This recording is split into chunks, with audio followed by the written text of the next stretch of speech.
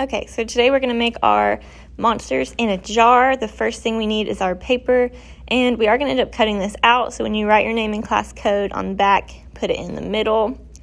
I'm going to start with the top, and this shape is called an ellipse. It's pretty much just a thin oval. So I'm going to start with a curved line at the top and a curved line at the bottom, and then connect those. Kind of looks like an eye or a lemon shape, and then we're going to put two straight lines coming down from the corners and connect those lines with another curved line. From there, the tricky part is getting this jar shape.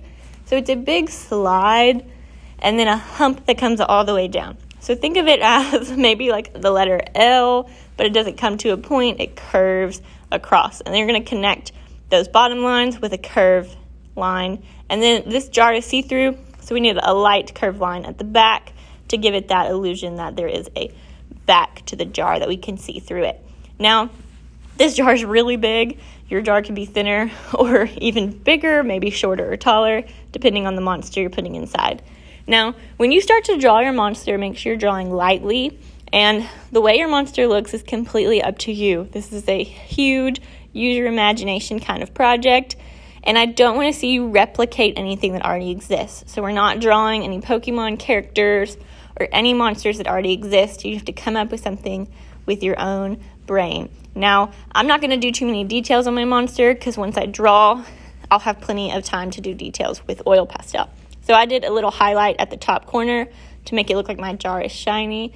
And now the first thing I'm going to do is grab a gray oil pastel and do my jar. So I'm just coloring in the lid of my jar with gray. And I'm going to outline it with a black oil pastel to give it some detail, make it look like a mason jar lid. And I'm going to outline the entire jar with a gray oil pastel. That way it looks like it's made of glass. We don't want to do black because there's not a harsh black outline on a glass jar. And then I'm just going to lightly go over that see-through line that's at the back of my jar, but stop when I get to my monster. And then I'm going to color in that highlight white to give it a little bit of glow. You don't really see it that much, and that's okay. So when I do my monster, I'm going to select every shade of purple that I can find. And I'm first going to choose my base color purple. And I went with a light purple for my monster. And I'm going to color the whole thing, whatever my base color is going to be. My other monster is blue, so I colored the whole thing light blue first. I'm going to start by outlining where I drew those pencil marks and then color in the whole thing purple. Again, you can pick whatever colors you want. Your monster could be rainbow, it can be 2 or 3 colors, it can be 1 color, but we are going to add lots of detail and shading and highlights to our monster to make him look realistic. When you get to the facial features, make sure you color in a little more carefully and keep those empty so you can make them another color and fill in that space completely. Now remember, oil pastels can blend. Some of them don't blend as well as others. I learned that this purple does not blend so great. So make sure if you want to do a lot of smudging, do a little test on your messy mat and make sure that your oil pastel will blend. Now I've done my base color. I'm going to go in and try and blend this out as much as I can to cover all of those white gaps.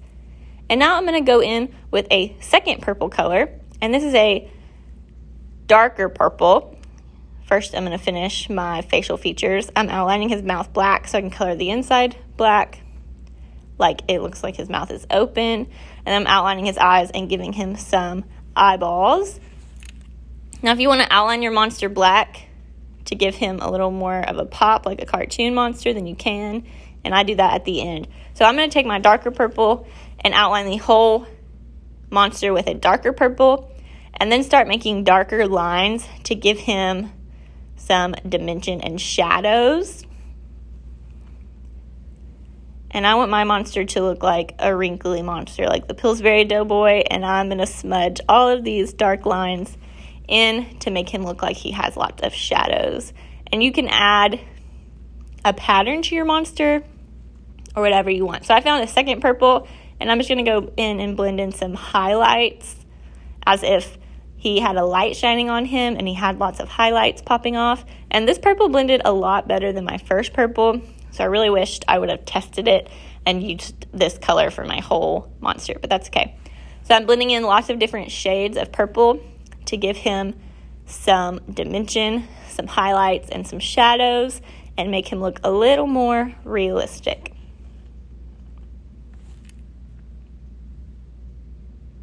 If you have tight spaces that you're trying to blend, you can get a tissue and roll it really tight like a pencil and blend in with a tissue as well. So I just went in with pink, added a second color to kind of bring some more highlights in. But I wanted to stick with mostly just a purple monster. So the last thing I did, I went in and added some harsher lines that I'm not going to blend, that I'm going to leave the way that they are. So I was happy enough with that. I'm now done with my oil pastels for my monster. The last thing I'm going to do is get that gray pastel again and add a shadow where he's sitting. Find a clean finger and blend that shadow in as well. And then I'm going to do that harsh black outline like I said in the beginning. Of course, you don't have to do that if you don't want your monster to look cartoony. And so we're ready to cut out our jar. I want to stay right on top of that gray outline as I cut out to keep my jar looking realistic. We don't want to see any white gaps in between the gray line and where you're cutting. So try and cut right on that gray line so your jar stays looking clear, and he's all cut out, finished, and ready to go.